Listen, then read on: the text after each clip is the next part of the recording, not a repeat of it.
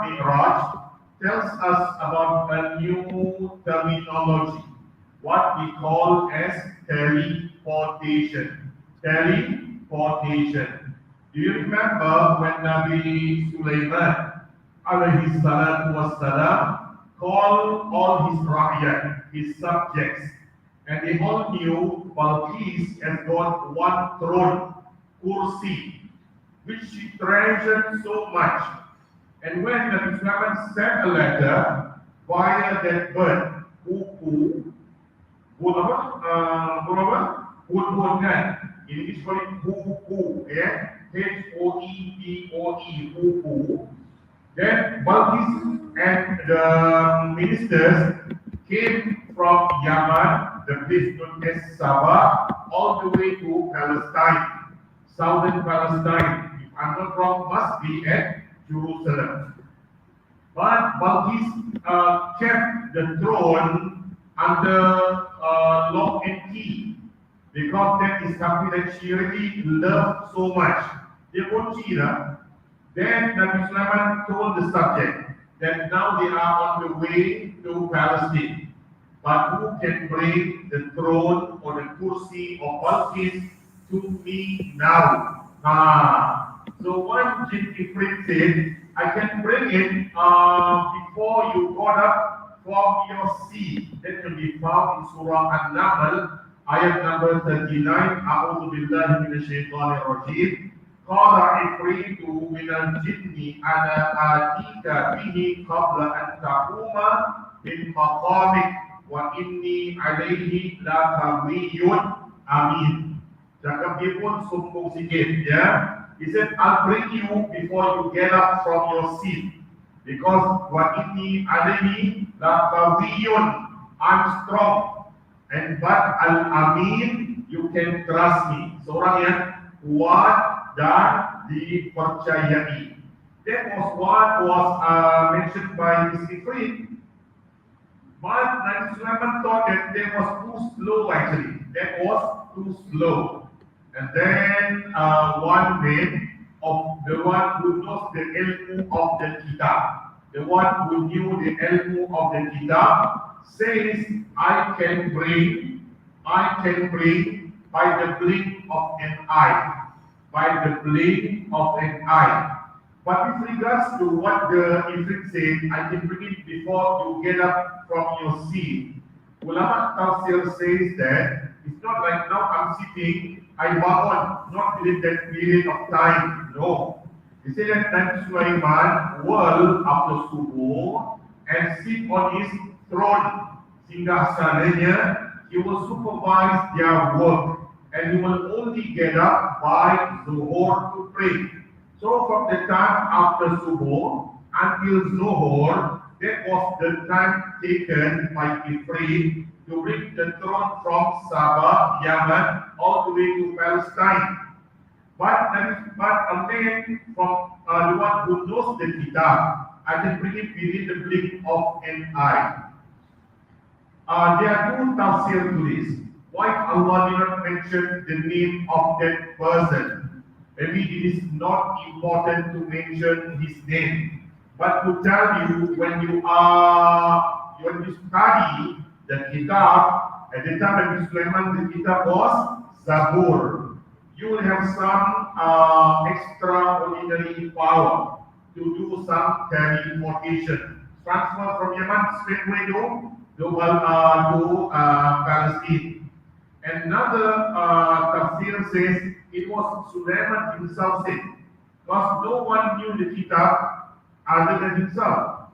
At the time his father Nabi Daud alayhi salatu wassalam passed away. So the one that Allah said yang diberikan ilmu tentang kitab, that's Nabi Sulaiman himself, according to another tafsir.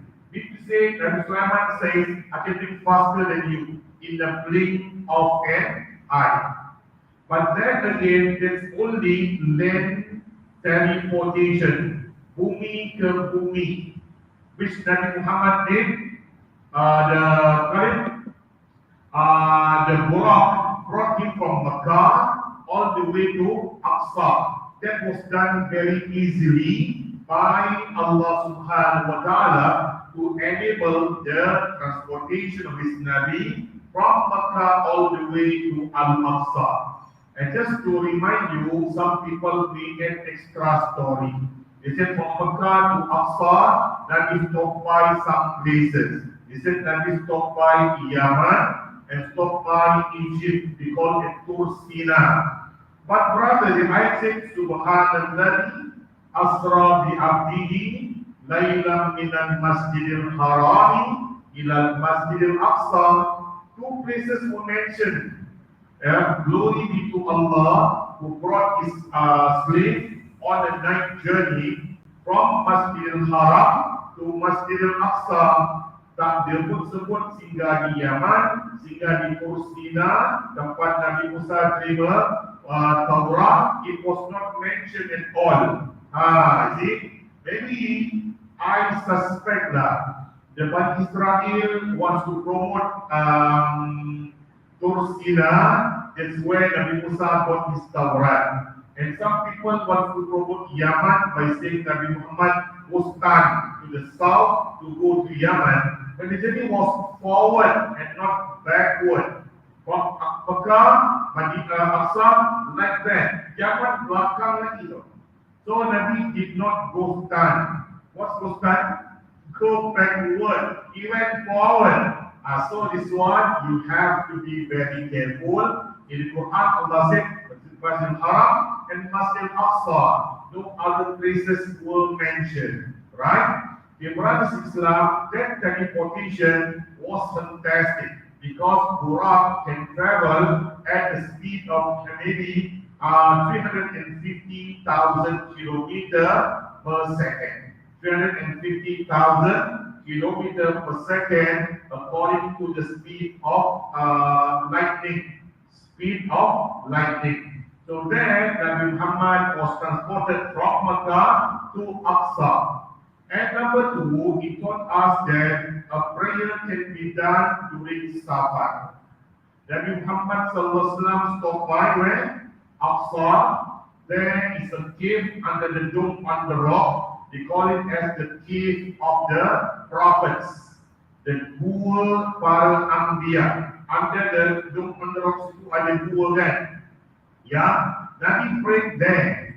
But of course, nobody asked what prayer was that. Nabi was about to receive a prayer just for the ummah of Nabi sallallahu alaihi wasallam. But what prayer was he doing? Was he doing with all the Anbiya in the cave? We leave it to Allah subhanahu wa ta'ala. If you see from the YouTube, cara salat orang-orang Bani Israel, it entails standing and sujud.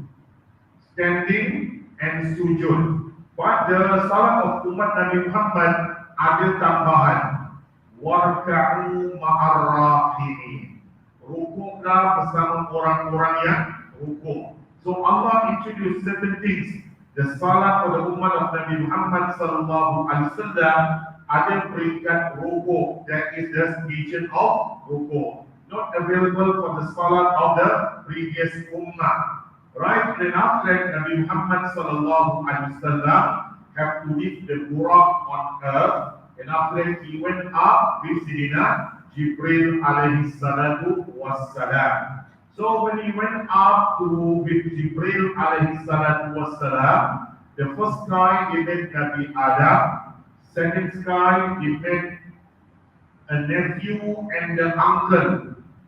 Nephew and uncle. The nephew Nabi Isa, the uncle is Nabi Yahya. How do you get it? Maryam, the niece of Nabi Zakaria. Maryam, anak saudara Nabi Zakaria. Nabi Zakaria got a son known as Yahya.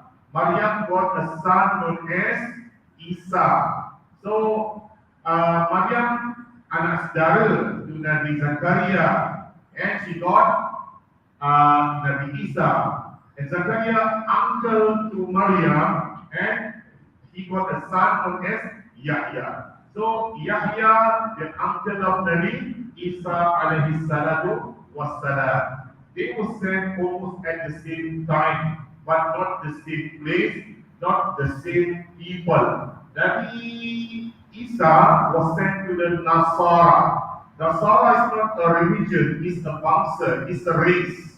And I think Nabi Isa must have been sent to the Bani Israel. But Nabi Isa sent to the Nasara. Okay?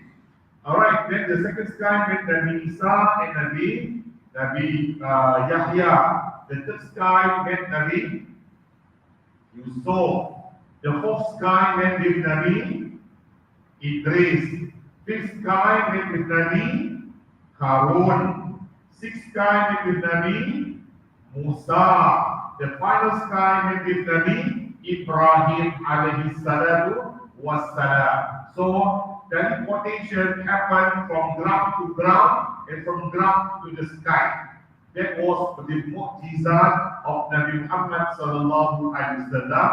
Whereas Nabi Sulaiman's teleportation from Yemen to Palestine only. In the book, the chapter Surah Al-Kahfi, they did teleportation, but teleportation of time, but still in the dunya.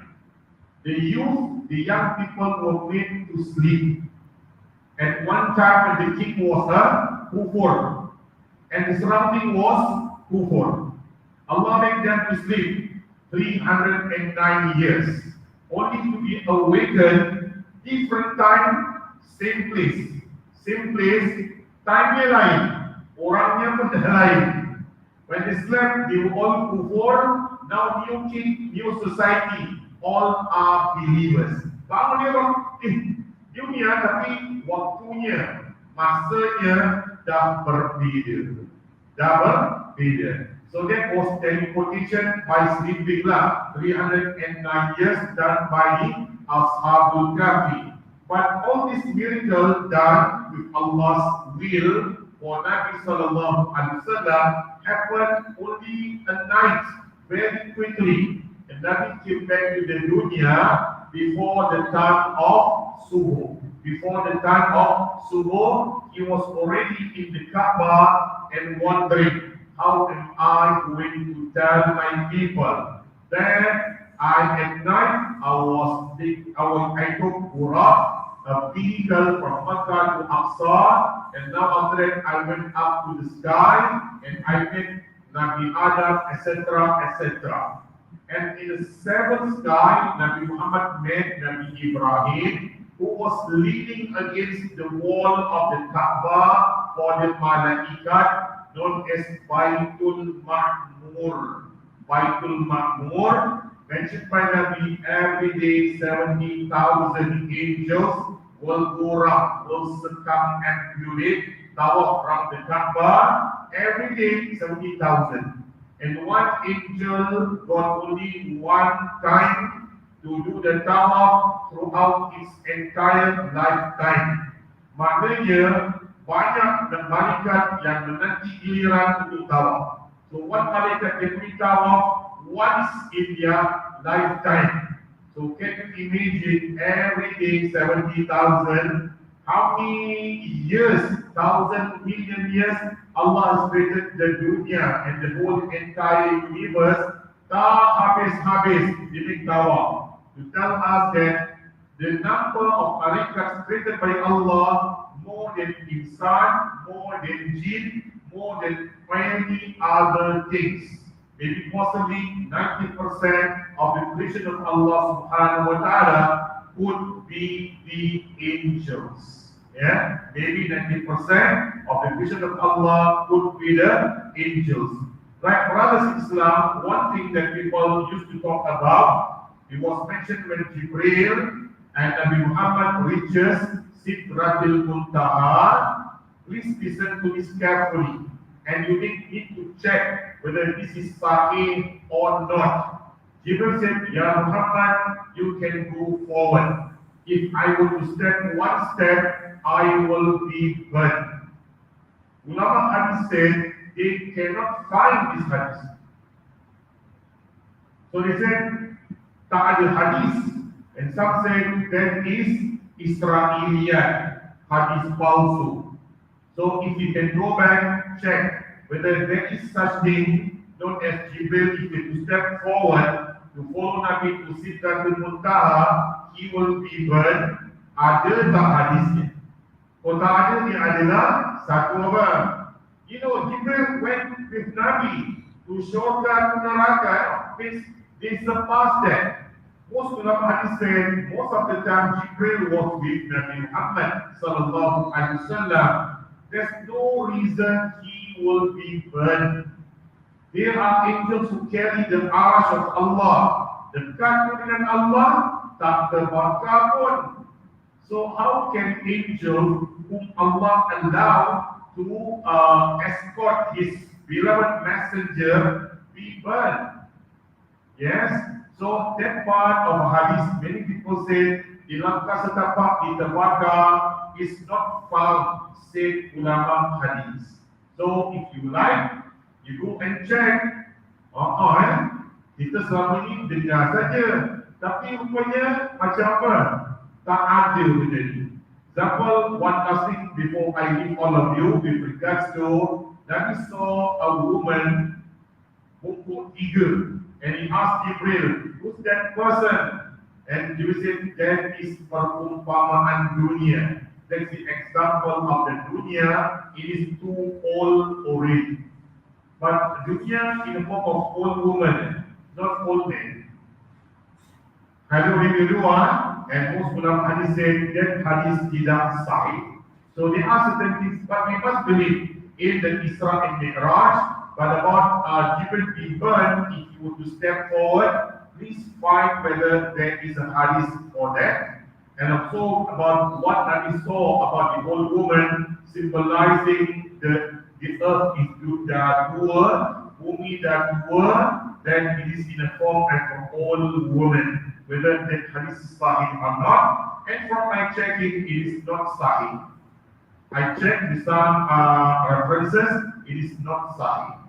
Inshallah, but we must believe in the Isra Mikraj from 50 salat reduced to 10 to 5 salat just for the ummah of Nabi Muhammad sallallahu alaihi wasallam. So it taught us about teleportation, pergerakan, transfer of one person to another person in the blink of an eye, and so teleportation upwards to see Allah subhanahu wa ta'ala. So don't say Isra Mikraj is a boring subject. It's actually a very interesting story to tell as long as you stick to the Sahih riwayat. Insha'Allah. Amin ya Rabbal Alamin. Because with us we Bismillahir Rahmanir Rahim. Subhanakallahumma wa bihamdik. Ashhadu an la ilaha illa anta. Astaghfiruka wa atubu ilaik. Wabillahi taufiq wal hidayah. Wassalamu alaikum warahmatullahi wabarakatuh. Thank you everybody. Send salam to your family.